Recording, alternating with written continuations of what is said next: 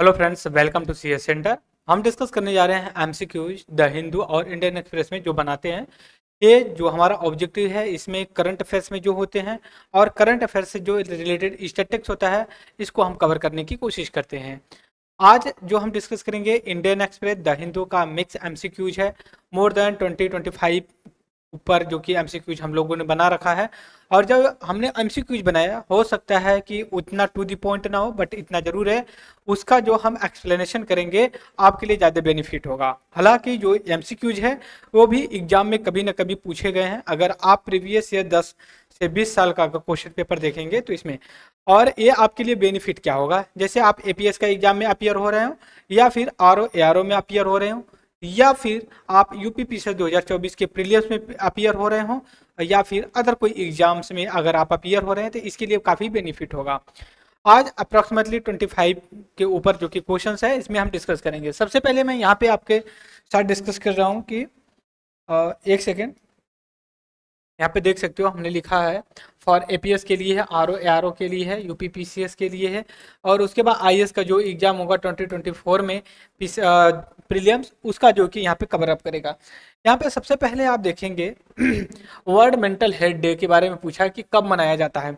ऐसे सवाल कमीशन या फिर बोल सकते हो कि अदर कोई एग्जाम्स में पूछे जाते हैं। जैसे अब बोला जाता है कि विटलैंड डे कब होता है, या फिर ब्लड, या फिर अदर कोई गांधी जयंती जय भी होता है, फिर उसके पंचायती राज दिवस कब होता है। तो इस हिसाब से जब भी कोई डेट आएगी तो उसको हम जरूर डिस्कस करेंगे। यहाँ पे अगर बात किया जाए वर्ल्ड मेंटल हेल्थ डे कब सेलिब्रेट किया जाता है, तो ऑप्शन सी 10 अक्टूबर को मेंटल हेल्थ जो कि रूप में सेलिब्रेट किया जाता है। एक रिपोर्ट के अनुसार ये बोला जाता है कि इस समय large number of the people जो हाइपरटेंशन से जो कि सफर करते हैं। यहाँ पे देख सकते हो मेंटल, ठीक है, हाइपरटेंशन, मेंटल, ये सारी चीजें एक दूसरे से रिलेटेड हैं। अब दूसरा क्वेश्चन यहाँ पे बनता है, थीम क्या रही है किसका, वर्ल्ड, ठीक है, वर्ल्ड मेंटल हेल्थ डे पे जो इसकी 2023 की थीम क्या रही है, थीम के बारे में पूछ लेते हैं। तो इसमें ऑप्शन ए जो सही, mental health as a universal human right. बात समझे। अब कहने का मतलब ये है कि हम जो 2023 में सेलिब्रेट किए, कब किए थे, अक्टूबर 10 को, ठीक है। और इसका जो थीम थी, थीम ये था आपका यहाँ पे mental health as a universal human right. आप देखिए, जो ह्यूमन होता है, सब कहते हैं कि आदमी के लिए रोटी कपड़ा मकान दो चीज प्रायोरिटी होती है। अगर व्यक्ति को इसके अलावा कोई चीज की जरूरत पड़ती है तो स्वास्थ्य, हेल्थ, एडुकेशन और आपको कम्युनिकेशन या टेक बोल सकते हो, सड़क की जरूरत पड़ती है।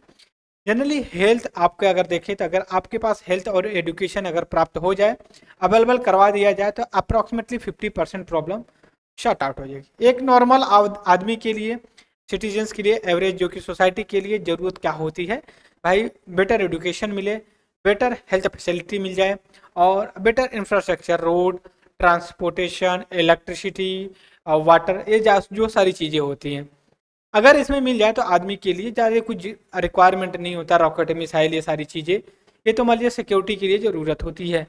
तो ये 2023 का अगर सवाल पूछेगा, जो 2023 का जो world mental health day celebrate किया गया, उसका थीम क्या थी, universal health is human the fundamental right आप बोल सकते हो, या ह्यूमन राइट्स बोल सकते हो।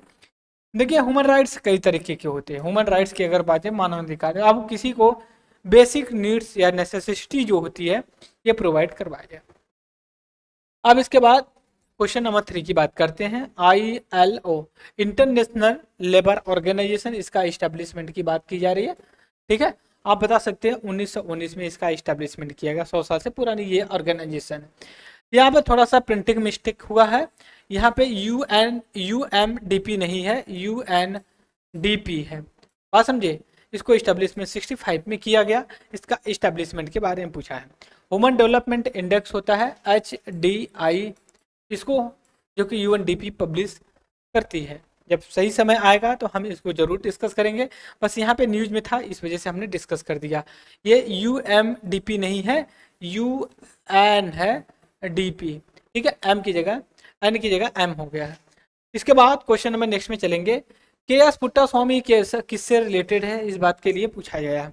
आपका FR, R2P, constitution and none of the above. तो देखिए पुट्टास्वामी केस 2015-16 में आया हुआ था।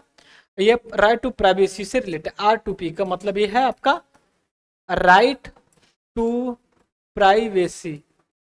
ठीक है, ये फैशन हो गया है टू, आप ऐसे TO लिख सकते हैं या फिर टू जो रूम अंक में होता है, डिजिट में होता है, उसको लिख सकते हो, बट ऑफिशियली ये अलाउड नहीं है। ये फैशन आया हुआ है, इस वजह से लोग लिखते हैं। हालांकि मैंने लिख दिया है अगर, लेकिन ऑफिशियली ये अलाउड नहीं है। राइट, तो पुट्टास्वामी केस जो कि आपका फंडामेंटल राइट से, और जिसमें आप बोल सकते हैं राइट टू प्राइवेसी, क्योंकि right to privacy is one of them is a fundamental right. कैसे हम ये बताते हैं, जब 2015-16 में आधार आया हुआ था, क्या आधार आधार एक्ट आया, तो इसमें जो आधार कार्ड होता है आपका, इसमें क्या होता है आपका बायोमेट्रिक इंफॉर्मेशन होती है, जो कि आपकी सूचना होती है आपके शरीर की, जैसे आपकी कॉर्निया होती है, आपका फिंगरप्रिंट होता है, ये सारी डाटा उसमें सिक्योर करके रखे गए थे। तो गवर्नमेंट ने इसको यूज किया, फिर उसके बाद ये बोला गया कि अगर गवर्नमेंट की रिस्पॉन्सिबिलिटी अकाउंटेबिलिटी होनी चाहिए, रिस्पॉन्सिबिलिटी अकाउंटेबिलिटी होनी चाहिए कि जो इंडिविजुअल सिटीजन्स का जो इंफॉर्मेशन है किसमें, जो आधार कार्ड में डाला गया है, उसका कैसे सिक्योर किया जाए। तो इस वजह से एक पुट्टास्वामी केस गया सुप्रीम कोर्ट में। ठीक है, पुट्टास्वामी केस, तो इसने क्या किया कि आधार में जो प्राइवेसी की बात आई थी, प्राइवेसी मतलब निजता, निजता, प्राइवेसी को निजता बोलते हैं हिंदी में। तो इसमें यह बोला गया कि आप एक काम करिए, जो निजता है, राइट टू प्राइवेसी है, इसको आप फंडामेंटल राइट के अंतर्गत डाल दीजिए। सुप्रीम कोर्ट ना ठीक है हम भाई हम डाल देते हैं। तो ऐसा क्यों करते हैं ये हमें पता होना चाहिए। जैसे judiciary as a watchdog of the constitution, guardian of the constitution, और फंडामेंटल राइट का भी जो कि गार्जियन होता है। अगर आपका फंडामेंटल राइट वायलेट होता है तो आप सुप्रीम कोर्ट जो कि डायरेक्ट जा सकते हैं। Is that clear? तो हमारे दिमाग में ये आना चाहिए कि फंडामेंटल राइट कहाँ मेंशन है, कैसे मेंशन है, ये बात हमें पता होना चाहिए। ये बात देखिए, तो फंडामेंटल राइट की हम अगर बात करते हैं, यहाँ पे हम किससे बात कर रहे हैं कि पुट्टा, देखिए कॉन्टेक्स्ट ये है पुट्टास्वामी केस जो, ठीक है, पुट्टास्वामी केस में ये बात कही गई है कि रियल में इसमें क्या इशू हुआ था आधार कार्ड को लेकर के। आधार कार्ड को लेकर के हुआ था, इसमें यह बताया गया था कि आप किसे इस चीज को जो कि रिकॉग्नाइज करिएगा। ठीक है, तो इसमें जब हम बात करते हैं किसी चीज को लेकर के, एक सेकंड थोड़ा होल्ड करिएगा। आवाज किसकी?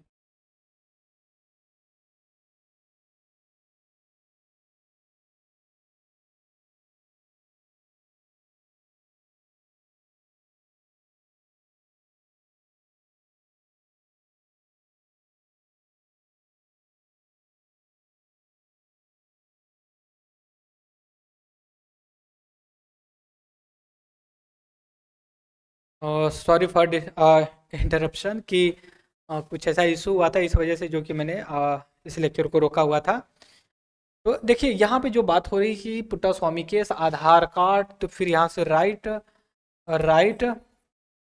To privacy, right to privacy की बात आई हुई थी। तो पुट्टास्वामी केस में सुप्रीम कोर्ट ने राइट टू प्राइवेसी को कह दिया फंडामेंटल राइट है आपकी। राइट, तब हमारे दिमाग में ये आना चाहिए मित्रों कि रियल में फंडामेंटल राइट क्या है। फंडामेंटल राइट की बात करते हैं तो हमारे कॉन्स्टिट्यूशन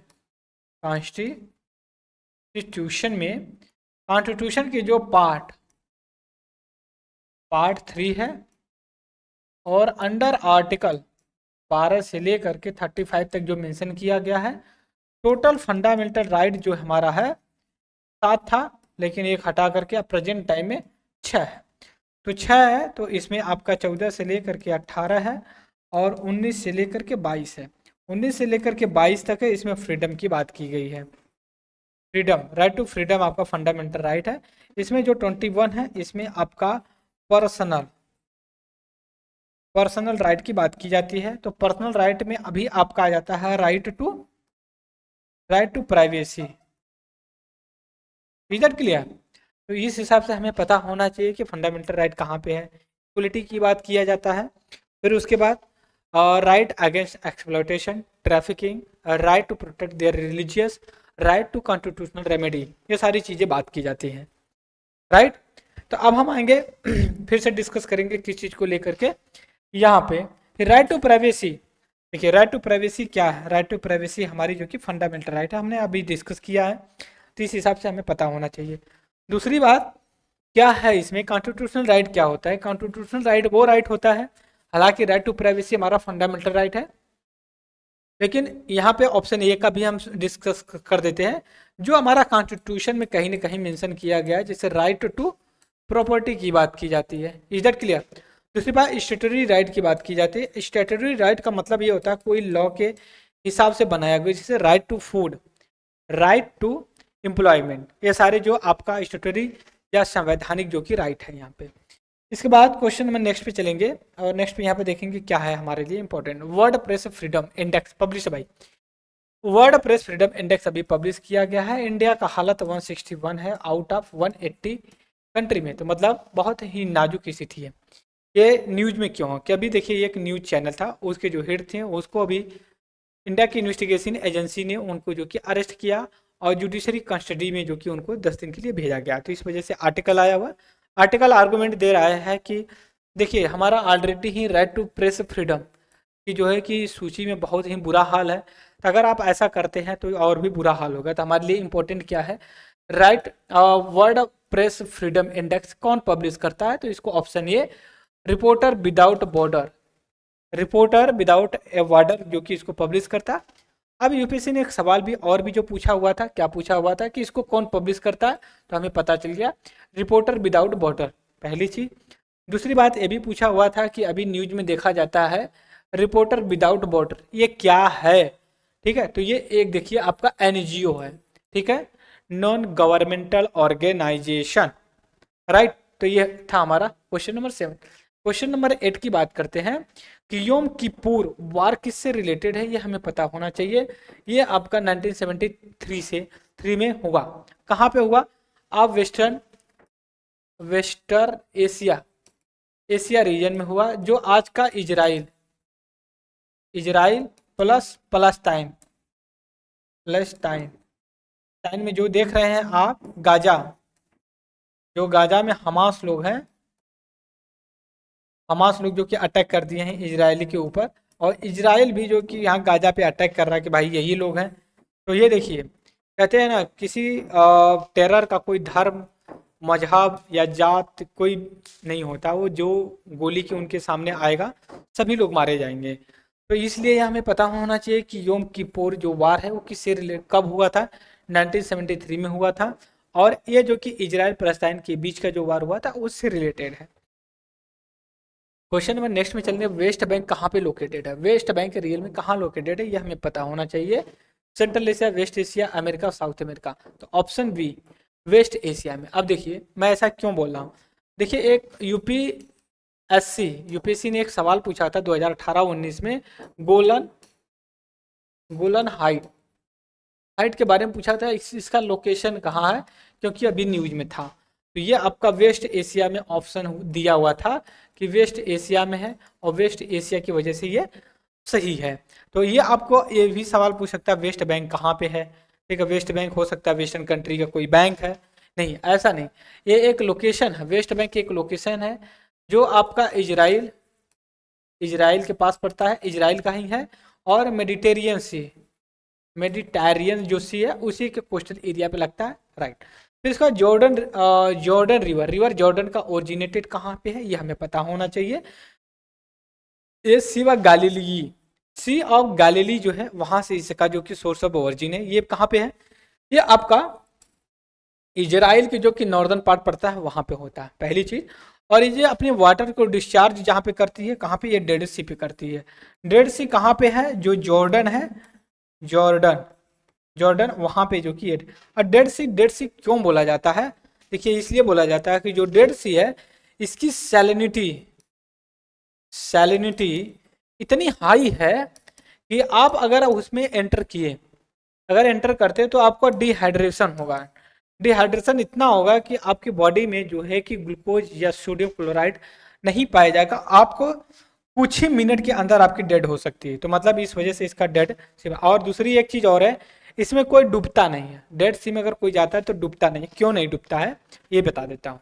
इसलिए नहीं डूबता है कि जब हाई सैलिनिटी होती है तो वाटर की डेंसिटी डेंसिटी जो होती बहुत हाई होती है, दैट्स वाई वो जो कि अंदर सिंक नहीं करता है। बात समझ गए? तो ये हमें डेड सी पता चल गया। डेड सी कहाँ है, गैलीलियो सी कहाँ है, रेड सी पता है हमें। रेड सी और उसके बाद जो है कि आपका मेडिटेरियन सी को कनेक्ट करने के लिए स्वेज कैनाल बनी हुई है, ये जो कि वहाँ पे आपका बनता है। ये अफ्रीका कॉन्टिनेंट एशिया कॉन्टिनेंट को अलग करता है, हम कभी मैप में डिस्कस जरूर करेंगे। फिर उसके बाद सी और सी पोर्ट गाजा सिटी। सी पोर्ट गाजा सिटी रियल में कहाँ पे है तो ये हमें पता होना चाहिए, मेडिटेरियन सी पे। ऐसा मैं ये इसलिए क्यों बोल रहा हूँ, क्योंकि इसमें देखिए जो हमास लोग हैं, हमास लोग अटैक कर दिए, तो इस वजह से जो वहाँ पे प्लेसेस हैं ये न्यूज में आए हुए हैं, इसलिए इंपॉर्टेंट है। फिर इसका इंटरनेशनल ओलंपिक कमेटी का इस्टेब्लिशमेंट कब हुआ था, 1894 में हुआ था, ये हमें पता होना चाहिए इंटरनेशनल ओलंपिक कमेटी को लेकर के। फिर उसके बाद है क्वेश्चन नंबर नेक्स्ट है, इलेक्टोरल बॉन्ड क्या है। इलेक्टोरल बॉन्ड देखिए 2014 में इसको लाया गया था, इसके पीछे रीजन क्या है आप बता देते हैं। देखिए इलेक्टोरल बॉन्ड ये बॉन्ड होता है कि जैसे मान लीजिए कोई पॉलिटिकल पार्टी है, ठीक है, कोई पॉलिटिकल पार्टी है, एक सेकेंड थोड़ा सा कलर चेंज कर लेते हैं ना, सही लगेगा, ठीक है। जो पॉलिटिकल पार्टी होती हैं इनको फंड्स जो दिया जाता है, फंड्स जो होता है आप बोल सकते हो कॉरपोरेट लोग देते हैं या कोई इंडिविजुअल देता है, जो भी लोग देते हैं। अगर इनको पॉलिटिकल पार्टी को फंड चाहिए तो ये पॉलिटिकल पार्टी ये क्या करेंगे, जो कॉरपोरेट सेक्टर के लोग होते हैं ये क्या जाएंगे एसबीआई के पास, एसबीआई के पास जाएंगे। एसबीआई के पास क्या रहेगा, इलेक्टोरल बॉन्ड रहेगा, और ये कहते हैं कि भैया ऐसा करिए आप हमें 10,000 रुपये का 10 रुपये के एक इलेक्ट्रल बॉन्ड दे दीजिए। तो एसबीआई क्या करेगी, इनको 10,000 का एक इलेक्ट्रल बॉन्ड दे देगी और जाएंगे फिर इलेक्ट्रल बॉन्ड को किसी पॉलिटिकल पार्टी को दे देंगे। बट अनफॉर्चुनेटली दुर्भाग्य की बात यह है कि 10,000 देने वाला, ठीक है, जो पे कर रहा है मतलब जो खरीद रहा है, जो बायर है, इसका ना तो नाम मेंशन है और ना ही किस पॉलिटिकल पार्टी को देगा ये भी नहीं मेंशन है। तो इस वजह से इसको देखते हुए सुप्रीम कोर्ट में इस समय केस चल रहा है। तो सुप्रीम कोर्ट ऑफ इंडिया ने ये डिसाइड किया कि ऐसा है कि हम 31 अक्टूबर को हम इसके बारे में सोचेंगे कि जो इलेक्ट्रल बॉन्ड है कितना ट्रांसपेरेंट है, राइट। जो बीजेपी या फिर जो प्रेजेंट टाइम की गवर्नमेंट है कह रही इलेक्ट्रल बॉन्ड जो हम लाए हैं काफ़ी बेनिफिट है। तो एक चीज़ हमें पता हो गया कि इलेक्ट्रल बॉन्ड कब लाया था, 2014 में लाया गया था। मूडी देखिए एक ऐसा ऑर्गेनाइजेशन है जो रेटिंग देती है, और तो ये एक तरह की रेटिंग एजेंसी है, हमें पता होना चाहिए मूडी के बारे में। फिर इसके बाद क्वेश्चन नंबर नेक्स्ट है, कुकी जोमी एक मिलिटेंट ट्राइबल्स ग्रुप से, ये आपका बोल सकते हो कि मणिपुर या फिर नॉर्थ ईस्टर्न स्टेट में पाया जाता है। इसमें ऑप्शन दोनों हो सकता है, बट मेजोरिटी में देखा जाए तो ये आपका नॉर्थ ईस्टर्न इंडिया पर, सभी में नहीं, लेकिन और एक्यूरेट मारे तो आप मणिपुर मार सकते हो, ठीक है। ऐसा नहीं है कि बस मणिपुर में ही पाई जाती है, नागालैंड में भी पाई जाती है, थोड़ा सा असम में भी पाई जाती है, अप्रॉक्सीमेटली यू कैन से कि नॉर्थ ईस्टर्न स्टेट में, राइट। चीज को हो गया। फिर उसके बाद क्वेश्चन नंबर नेक्स्ट में देखेंगे 17, 16, 17 और 18 को लेकर के बात करेंगे। यहाँ पे क्या है, केयर गिवर के बारे में पूछा रहा कि रियल में केयर गिवर होता है। सबसे पहले हम बता दें कि न्यूज क्या है। केयर गिवर का मतलब हम बता देते हैं। सपोज करिए कोई सीनियर सिटीजन है और उनकी एज मोर देन 65 है, उनकी कोई औलाद नहीं है, लेकिन बस उनके पास मनी बहुत है, ठीक है, मनी अच्छी खासी है, औलाद नहीं है। तो एक तो ये है कि भाई किसी अपने भाई भतीजे को ले लें गोद, वो जो कि करे। दूसरा ये चीज़ है कि एक केयर टेकर को, केयर गिवर को तो जो कि हायर कर ले, उनको 10,000 रुपये मंथली दें और जो कि आराम से अपनी ज़िंदगी काटे, ठीक है। तो अभी क्या है कि जो इजराइल में वार चल रहा है हमास को लेकर के, वहाँ पे इंडियंस, बहुत ऐसे इंडियंस हैं केयर गिवर के रूप में काम करते हैं। केयर गिवर का मतलब समझ हो गया, वो भी इंडिविजुअल जो पैसे पे किसी की सेवा करता हो, जैसे हम अपने पेरेंट्स का करते हैं बिना किसी फाइनेंशियल। वो अलग बात है कि अंदर चलता है कि भाई पेरेंट्स हैं, कुछ ना कुछ कमा के रखें, वो रिटर्न में देंगे ही देंगे। बट अगर आप किसी को पैसा देते हैं सेवा करवाने के लिए, ठीक है, जैसे हॉस्पिटल में आप जाते हैं, तो हॉस्पिटल में जाते हैं तो क्या करते हैं भाई, आप बेड पे पड़े होते हैं, सारे जो नर्स वगैरह होते हैं, डॉक्टर होते हैं, वो सारे लोग जो कि अपना काम करते हैं, फिर पैसे देते हैं। उसी तरह से सीनियर सिटीजन जो होते हैं, स्पेशली जो कि पैसे है उनके पास लेकिन कोई केयर करने वाला नहीं है, वो पैसे दे करके वो चीज़ लेते हैं। केयर गिवर का मतलब। Current account deficit and surplus की बात करते हैं, current account deficit and surplus की बात करते हैं। अभी इजराइल में जब वार चल रहा है तो अभी अंदाजा ये लगाया जा रहा है कि क्रूड ऑयल हो सकता है कि इसकी सप्लाई चेन डिस्टर्ब हो, पहले से ही यूक्रेन क्रीमिया का वार चल रहा है। तो इस वजह से ये करंट अकाउंट डेफिसिट आया। तो करंट अकाउंट डेफिसिट को जानने के लिए हमारे पास क्या है, जैसे हम अगर ओपन इकोनॉमी होते हैं, ओपन इकोनॉमी, ओपन इकोनॉमी का मतलब है ग्लोबलाइजेशन, ग्लोबलाइजेशन। अब कहेंगे ग्लोबलाइजेशन क्या है, मतलब आप वर्ल्ड से कनेक्ट हो, विश्व से अपना ट्रेड करते हो आप, ठीक है, विश्व से आप अपना ट्रेड करते हो और कुछ चीज़ एक्सपोर्ट करते हो, कुछ चीज़ इंपोर्ट करते हो। तो इस दौरान जो ट्रेड पैसे वगैरह का देना लेना हो ना, तो उसको हम वर्ड यूज करते हैं बैलेंस ऑफ पेमेंट, बीपीओ, ठीक है, बीओपी। तो जो बीओपी होता है, बैलेंस ऑफ पेमेंट होता है, ये दो तरह से अकाउंट्स होते हैं। एक करेंट अकाउंट होता है, दूसरा होता है कैपिटल अकाउंट्स होता है, ठीक है। और करंट अकाउंट्स में अगर हम बात करें दोस्तों कि करंट अकाउंट में क्या है, तो करंट अकाउंट्स में दो तरह के होते हैं, एक विजिबल होता है और दूसरा जो कि इनविजिबल होता है। जो इनविजिबल होता है आप सर्विस सेक्टर को बोल सकते हो, और जो विजिबल अकाउंट होता है आप इसमें बोल सकते हो जो ट्रेड करते हैं गुड्स का, ठीक है।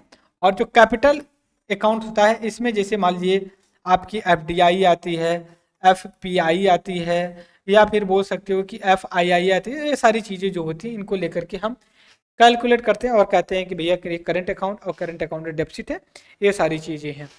तो इस हिसाब से हमने जो डिस्कस किया करंट अकाउंट डेफिसिट और इसका क्या होगा। क्रूड ऑयल और बैरेंट क्रूड के बारे में हम आगे डिस्कस करेंगे, क्योंकि ये बहुत इंपॉर्टेंट आर्टिकल होने वाला है। फिलहाल नेक्स्ट क्वेश्चन पे चले। Monetary policy committee chair by, monetary policy committee किसके द्वारा जो कि चेयर किया जाता है, इसके बारे में सवाल पूछा गया है। तो देखिए यूपीएससी ने भी सवाल पूछा हुआ है कि कौन इसको चेयर करता है। तो चेयर करने के लिए इसमें देखिए आरबीआई गवर्नर, फाइनेंस मिनिस्टर, प्रधानमंत्री, नन ऑफ एबव। तो इसमें जो आरबीआई के गवर्नर ऑप्शन ये जो सही। हम मॉनेटरी पॉलिसी कमेटी का थोड़ा सा बैकग्राउंड देख लेते हैं कि क्या है। मॉनेटरी पॉलिसी कमेटी रियल में इसको 2016 में इस्टेब्लिश किया गया बाय आरबीआई एक्ट 1934 को अमेंडमेंट करके 2016 में बाय फाइनेंस बिल के द्वारा। अब इसके देखिए जो मॉनेटरी पॉलिसी कमेटी है, ये स्टैट्यूटरी बॉडी है, बॉडी। इसके 6 मेंबर होते हैं। 6 मेंबर में 3 ये जो है कि आरबीआई के खुद होते हैं और 3 peoples from the government of India के। इसके मिनिस्टर वगैरह मेंबर नहीं बन सकते। और इसके बाद इसमें जो 3 में एक होता है आपका आरबीआई का गवर्नर। और इसका जो ऑब्जेक्टिव होता है मॉनेटरी पॉलिसी कमेटी का, 2 चीजें होती है, एक इन्फ्लेशन मुद्रास्फीति को कंट्रोल करना, महंगाई को, और दूसरा होता है इकोनॉमिक ग्रोथ रेट को मेंटेन करना होता है। और जैसे बैंक रेट होता है, रेपो रेट होता है, रिवर्स रेपो रेट होगा, कितना होगा, कैसे होगा, ये सारी चीज़ें मॉनेटरी पॉलिसी कमेटी जो कि डिसाइड करती है। इधर clear. India middle east European economic corridor launch किया गया किसके द्वारा, तो G20 में इंडिया के द्वारा जो कि लॉन्च किया गया। इंडिया मिडल ईस्ट एक यूरोपियन इकोनॉमिक कॉरिडोर, जो अभी G20 की मीटिंग हुई है 2023 में दिल्ली में इंडिया इसका चेयर था, ठीक है। तो इसमें एक कई इनिशिएटिव लिया गया, तो इनमें से एक ये लिया गया, India middle east European economic corridor के बारे में बात किया गया। तो ये G20 से रिलेटेड है, ये पता होना चाहिए। अगर और इंसिस्ट किया जाए तो इसमें G7 का भी जो कि भागीदारी है, क्योंकि G7 ने इसका पुरजोर समर्थन किया है। स्पेशली जो है कि आप बोल सकते हैं यूनाइटेड स्टेट ऑफ अमेरिका और इटली। क्वेश्चन नंबर नेक्स्ट है ईडी। हम हमेशा सुनते हैं ईडी का छापा पड़ा हुआ है, ईडी का। तो इसका फुल फॉर्म पूछा जा रहा है कि रियल में फुल फॉर्म क्या है इसका। पहला ऑप्शन है इन्फोर्समेंट डायरेक्टरेट, दूसरा इनहेंसमेंट डायरेक्टरेट, दूसरा दोनों है, नन ऑफ एबव। जाहिर सी बात, 2 नाम तो एक चीज का नहीं हो सकता। तो इन्फोर्समेंट डायरेक्टरेट होती है ये, जो कि आपका फेमा के द्वारा जो कि रेगुलेट किया जाता है। सतलुज यमुना लिंक जो है, ये किनके बीच में डिस्प्यूट है, ये पता होना चाहिए हमें। ये पंजाब और हरियाणा के बीच में डिस्प्यूट है इसमें लिंक्स को लेकर के। इसके बाद क्वेश्चन नंबर नेक्स्ट है माचेचू, ठीक है। माचेचू रिवर जो है कि रियल में ये कहाँ पे है, गुजरात में है। क्योंकि जो जो ब्रिज टूटा हुआ था पिछले साल, उसके कॉन्टेक्स्ट में यहाँ पे ये न्यूज में आया हुआ था, इसको डिस्कस किया। देखिए, who is the chief of the CDS, chief defence staff के बारे में पूछा जा रहा कौन है। तो इसमें देखिए अनिल चौहान इसके जो है कि है, ऑप्शन बी सही। लेकिन जो बिपिन रावत है इसके फर्स्ट जो कि सीडीएस रहे हैं हमारे कंट्री के। इसके बाद क्वेश्चन नंबर नेक्स्ट है कि टेलीमानस सेवा क्या है। ये देखिए आपका मेंटल हेल्थ से रिलेटेड है और कोविड, मतलब आप बोल सकते हो कि ये दोनों हेल्थ से रिलेटेड है, या टेलीमानस जो कि हेल्थ से रिलेटेड है। तो वाइल्ड लाइफ प्रोटेक्शन एक्ट पास किया गया 1972 में, ठीक है, हमें ये पता होना चाहिए, ऑप्शन बी इज करेक्ट। और इसके बाद क्वेश्चन नंबर नेक्स्ट पे चलते हैं, क्या है जल जीवन मिशन कब लॉन्च किया गया, ये हमें पता होना चाहिए, क्योंकि 2019 में लॉन्च किया गया। ये मिनिस्ट्री ऑफ जल शक्ति के अंतर्गत इसको लॉन्च किया गया। प्रमोट करेक्टिव एक्शन के बारे में पूछा जाता है। निमांस एक आपका हेल्थ केयर जो कि एप्लीकेशन है। लेकिन प्रॉम्प्ट करेक्टिव एक्शन के बारे में अगर पूछा जाए तो रियल में क्या है, ये देखिए एक बैंकिंग से रिलेटेड है। पहली चीज बैंकिंग से रिलेटेड है। दूसरी चीज है आरबीआई, हम जानते हैं सभी बैंक का बॉस होता है, ये बैंकों को रेगुलेट करता है, ठीक है, रेगुलेट करता है। और इसका ऑब्जेक्टिव ये होता है कि बैंकों की कंडीशन को किया जाए। अगर किसी बैंक का कंडीशन देखता है आरबीआई कि डमाडोल है, काम नहीं कर रही, तो ये क्या करती है, तुरंत जो है कि उसके पास एक्शन लेती है। प्रॉम्प्ट करेक्टिव एक्शन के अंतर्गत देखिए प्रॉम्प्ट और करेक्टिव एक्शन के बारे में कर दिया जाता है। इसके बाद क्वेश्चन नंबर नेक्स्ट पे चलेंगे। नेशनल आयुर्वेदा डे सेलिब्रेट किया जाता है, यह हमें पता होना चाहिए 10 नवंबर को। आयुर्वेदा, क्योंकि आने वाला आयुर्वेदा, तो आयुर्वेदा के बारे में हम पता होना चाहिए। उसके बाद आभा बेस्ड क्या है, इसके बारे में पता होना चाहिए। आभा बेस्ड आपका जो कि हेल्थ से रिलेटेड एक जो है कि ये और नहीं है, ये QR है, ठीक है, ये हमें पता है। क्विक रिस्पॉन्स, जो हम कॉल बार के लिए जो कि पैसे ट्रांसफर करते हैं किसी ट्रेडर को या फिर मर्चेंटर को, कोई चीज़ शॉप करते हैं, तो जो होता है ना QR कोड होता है ना, उसके बारे में। तो इसका QR कोड का मतलब होता है क्विक रिस्पॉन्स, और ये 2D होता है, ये हमें पता होना चाहिए क्योंकि यूपीएससी ने पूछा हुआ है। तो आभा बेस्ड QR क्या है, तो ये हेल्थ से रिलेटेड है, और जो आयुष्मान भारत योजना है उसके अंतर्गत ये काम करता है। अच्छा, इसका फीडबैक आया हुआ। सतीश धवन स्पेस और सेंटर श्री हरिकोटा कहाँ लोकेटेड है, ये आपका आंध्र प्रदेश, बे ऑफ बंगाल या फिर ईस्टर्न कोस्ट पे हम बोल सकते हैं, ईस्टर्न कोस्ट पे जो कि ये सिचुएटेड है। कोप होता है क्या, कॉन्फ्रेंस ऑफ पार्टी होती है, जैसे मान लीजिए UNFCCC है, फिर UNF United nation convention on biodiversity पे है, फिर डेजर्टिफिकेशन पे, ये हर साल होता है। तो आपसे अगर फुल फॉर्म पूछ लिया जाए कि रियल में कॉप हमेशा वर्ड में न्यूज में होता है, उसका मतलब क्या है, तो आप अंदाजा लगा सकते हो क्या है, कॉन्फ्रेंस ऑफ पार्टी है। तो ये हमारा MCQs था। आई होप कि all of enjoy my video. और कोई क्वेरी होगी, कोई MCQ से मिस्टेक हो कि नहीं, कोई मैंने फैक्ट्स ऊपर नीचे बोला हो, तो आप कमेंट बॉक्स में जरूर डालिएगा। इस लेक्चर में इतना है, तब तक के लिए thank you very much discussion. जय हिंद, जय भारत।